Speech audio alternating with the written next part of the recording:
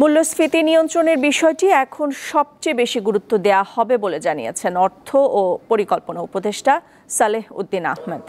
মঙ্গলবার সকালে রাজধানীর শেরেবাংলা নগরে পরিকল্পনা মন্ত্রণালয়ে তিনি এই কথা বলেন।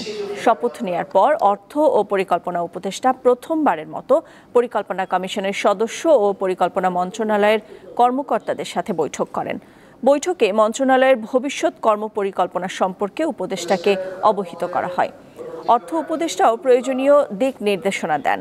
এর আগে কয়েকটি গণমাধ্যমের সাথে কথা বলেন তিনি। জানান, কোনো প্রকল্প বন্ধ করা হবে না, তবে এখন শুধু প্রয়োজনীয় প্রকল্পে অর্থ ছাড় দেওয়া হবে।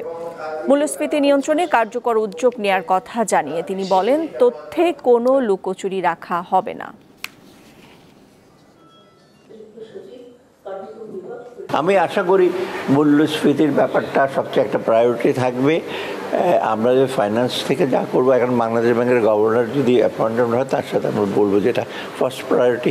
টাকার পর যেগুলো এসেনশিয়াল আর্থসামাজিক উন্নয়নের জন্য, বিশেষ করে মানুষ জীবিকার ইসের জন্য, ব্যবসার জন্য যেগুলো এসেনশিয়াল, যেগুলো অলরেডি চলছিল, তাই না, আমরা বলেছি এগুলো আমরা বন্ধ করব না।